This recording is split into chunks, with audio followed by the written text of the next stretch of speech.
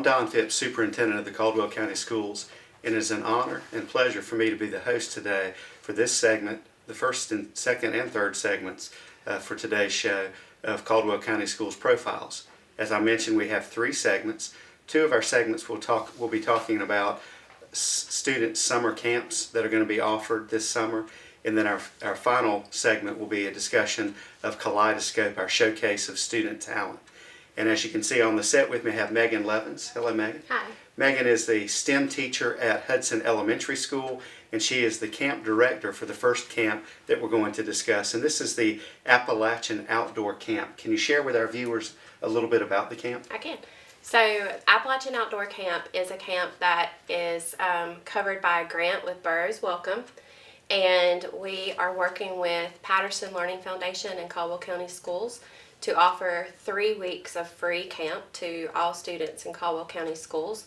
The first week is called Forest and Field, and those students will be able to come to camp and explore the Appalachian ecosystem through hiking, plant identification, animal identifications, and lots and lots of hands-on activities provided for them. The second camp is called Drone Zone Ag and Forestry, where it is offered for middle school kids. The Field and Forest is elementary students. Drone Zone is middle school. In Drone Zone, students will be able to use technology to build their own drones that will have sensors and probes that they will be able to use to mimic what the agriculture department uses in moisture sensors, soil analysis, different things like that. And our third camp is called Diggable Gardens, where I've open for elementary students also. And at that camp, we're going to be learning about gardening, aka farming, big farming, with plants and fruits and vegetables, and how we take that food from farming and gardening to use in our everyday lives. So when we put this announcement out, the slots filled up very quickly, didn't it? Very quickly. I'm pleased to announce that all the camps are full. Within about a couple of hours, our students in Caldwell County Schools were able to take full advantage. We do have a wait list available though. So I'm going to go back through what you mentioned just as a review for our folks that are watching. Week 1 is Forest and Field Camp, and that is June the 24th through the 28th.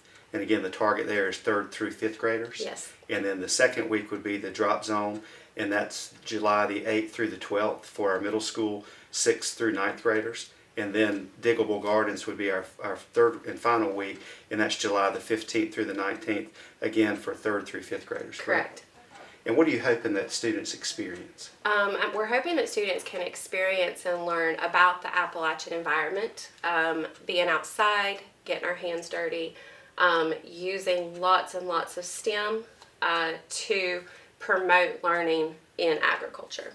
And these camps will go from 9 in the morning until 3 in the afternoon, all on the Patterson School campus? Yes, that's correct. We will be offering transportation, thanks to Caldwell County Schools.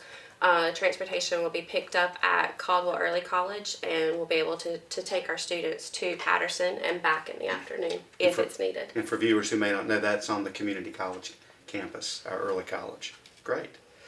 Are there other STEM activities that you're aware of this summer that may not be associated with that are going to be going on? North Carolina School for Math and Science has some camps that are open for students, and there are also some camps in Hickory that are STEM related. So I know we've got a wait list because we're full now, but interested parties should do what at this point? Email me at mlovins@caldwellschools.com, and we'll add your name to a wait list. And if we have any openings, we will definitely get you in to our camp at no questions asked. And be on the lookout next year, because this is a 3-year grant, so we will be able to have these camps for 3 summers. Megan, we appreciate you being here and for taking the leadership role there. Yes.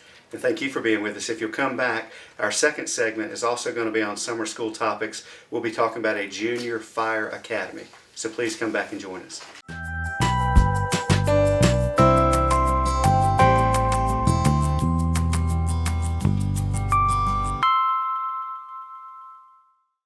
And welcome back. We're in segment 2 of this edition that we have of Caldwell County Schools Profiles.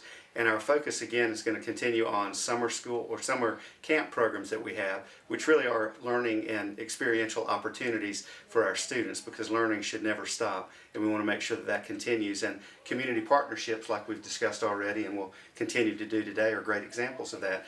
My two guests now are Leslie Hawkins. And Leslie, I see that you're the Fire and Life Safety Educator and Junior Fire Academy Director. Mm-hmm. And we have the Gamewell Fire Department Chief, Chief Michael Brewer. Thank you both for being here. Thank you for letting us be here. So we're going to talk about the Junior Fire Academy, which is scheduled for July the 14th through the 19th. What can you tell our viewers about that?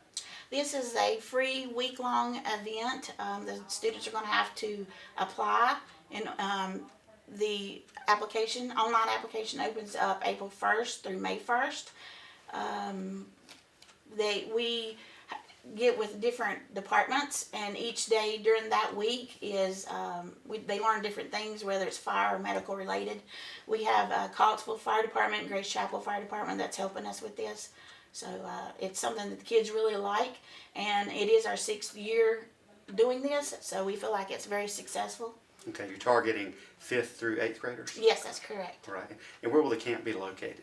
Well, they'll meet at Gamewell Fire Department each morning, and then we provide travel and transportation, to the other departments. Also, Total Forest is helping us With the Forest Service. Okay. Yes. So what kinds of activities would students be engaged in? So really, it's an array of things in regards to emergency services, really primarily fire department related, but EMS is there as well.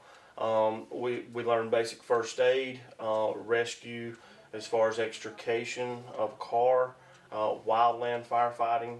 We go to Tuttle, and then actual structural firefighting. We get the hoses out, we flow water. It's warm that day, so they'll probably get themselves wet as well. So, and then we put it all together Friday for all the parents and grandparents and stuff to come and graduate. They graduate that day. So, Very good. So it's a fun-filled, full week of all kinds of activities related to emergency services. And it says that there are 30 seats that are available. Applications will be available the 1st of April. Yes. Where would our viewers find those if they're interested? It is, well, first of all, we're sending this out to every student, 5th, 6th, 7th, and 8th grade. So this is a flyer that you should be receiving. They're going out in courier, actually, today. And then the media coordinators know all about it. If you have any questions, ask them. Links have been sent out for like a 3-minute video and a 13-minute video if anybody wants to see it. You can also look on the Facebook page. It's a long title, but it's the Chief Keith Owens Jr. Fire Academy Facebook page. We did a big changeover last year for our 5th year. They changed the name, so it went to this name in order to honor him. So during this whole thing, the lunch is provided every day. It's a long day, 9 to 3, but the kids absolutely love it. We've heard good reports, comments about it. So we're just really excited for this year. Again, I want to reiterate that the sponsors are the Gamewell Fire Department, Caldwell and Grace Chapel Fire Department, and the North Carolina Forest Service. And it's wonderful to see different groups in the community come together to do things like that. And as well as we have other departments that help however, whenever they can. So ultimately it is a countywide program. I mean, without all the partners that we have, including Caldwell County Schools, we couldn't do it. Right. We appreciate all that. Again, July the 14th through 19th, a flyer going home. There'll be an application online. We hope you'll follow that up. And if you're interested, please participate. 30 slots available. Act quickly. I hope that they fill up quickly. Yes. Again, thank you all for joining us. We'll be back with segment 3.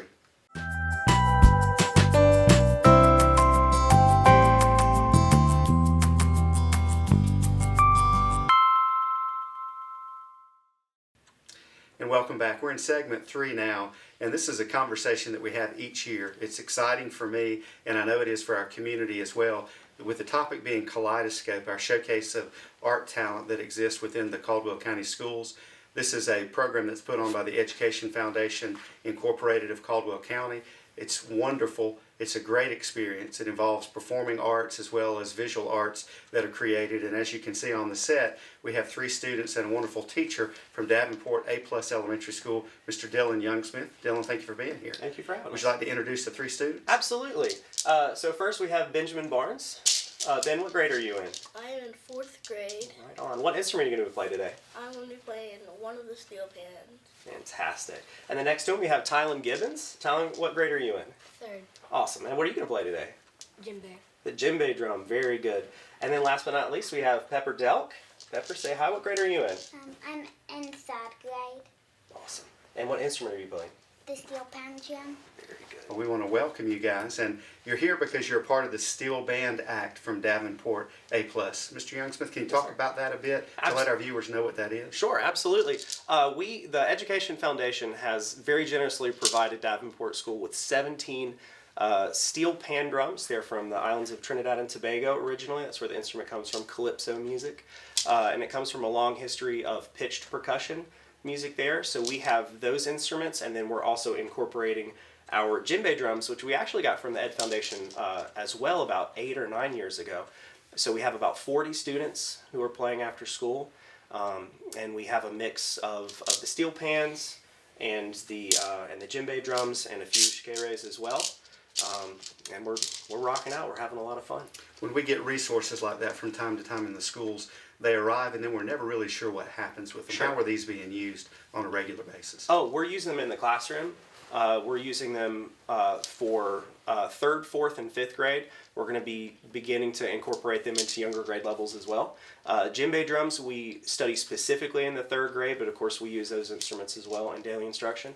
And then we also have our after-school performance group as well. So your act for Kaleidoscope would consist of what? Oh, the act. We are going to be doing 2 numbers. And the melody, of course, is played on our pitched percussion. And then our rhythm section, we have some djembes and we have djembe features. The 2 songs that we're starting out with is Deo, the Banana Boat song. Deo, Deo, de la command we won. And then we also have The Lion Sleeps Tonight, the song that most people are probably familiar with from The Lion King. So for students, tell me what the experience has been like for you to be able to do this in your school. It has been fun to learn how to play this the new instruments that we're learning to play, and it's also fun to look forward to play in front of lots of people in the Kaleidoscope. Will that be the first time that you guys have performed in front of a large group? No. So you've done it before? Yeah. What other kinds of performances have you had? I've done one hip hop, but that was a while ago. Was that through the Star Steps, right? Yeah. Was that the hip hop group? Very cool. What about playing the instruments makes it fun for you? The songs are fun to play, and I thought it would be fun to join, so I joined. And the one I like most is the steel pan. And we'll get to hear you play that in just a few minutes, right? Yeah. Did you have musical instrument experience before you got involved with this at your school? Yeah, Yes. I've played piano before. Okay.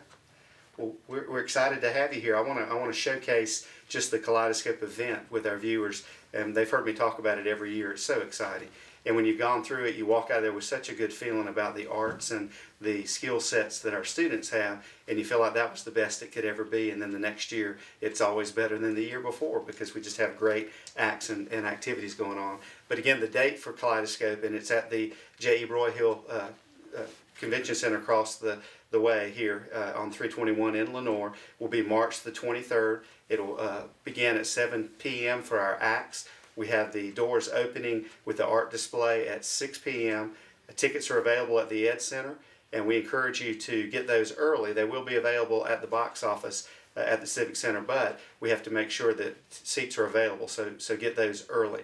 This will involve acts from the 1st through the 12th grades, and this will be ranging from vocals to instrumentals and dance. Again, some of the finest student talent in Caldwell County. Mr. Youngsmith, could you tell us from your perspective, not just a teacher, but from the music teacher perspective, why this type of showcase and talent, ability for students to put the arts talent out there for the public to see? Why is that important? Oh, it's important for several reasons. I mean, I remember I actually went to Davenport A+ when I was a kid, and Miss Yance took me to Kaleidoscope, and I remember as a child just that foundational memory of being able to perform for that many people and to share that music. It stuck with me. It's a special thing, that opportunity for kids to have to perform and share what they're doing. As a music teacher, it's important for me to share what we're doing in the classroom with the community at large, and to be able to show them, the magic that the kids are able to create. Mr. Freeman, who also teaches music at Davenport, has been helping me with the djembe portion, has been leading this as well, and he's excited to play. And I'm excited to have these instruments and this opportunity available to showcase our talent.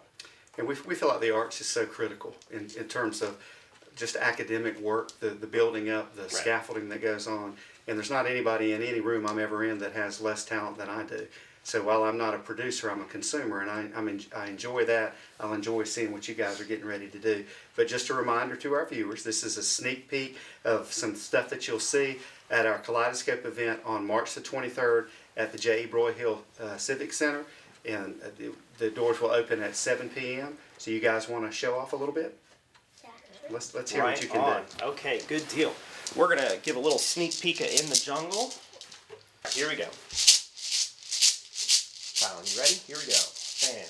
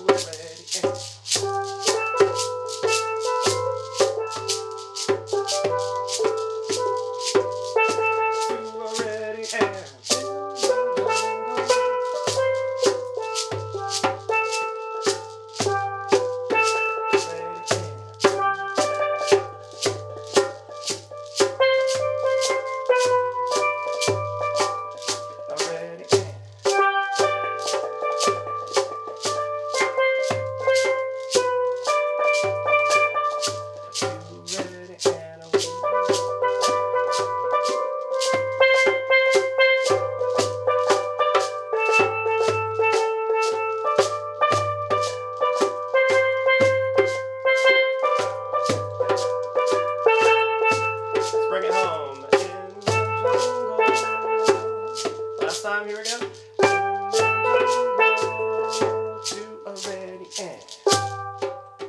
Yay! Great job, guys. It's amazing you get that kind of sound out of those instruments. It's beautiful. It's a happy sound. Everybody in the building can hear us when we play. Well, again, more of that. Great stuff that our viewers can see if you come out on the 23rd of March, again, over at J.E. Broyhill Civic Center, Kaleidoscope. Please come out and join us. Thank you guys for being here so much. Can't wait to see you all on stage and see the great things that you all are going to be involved in as you continue in the Caldwell County Schools. Thank you all so much. Thank you.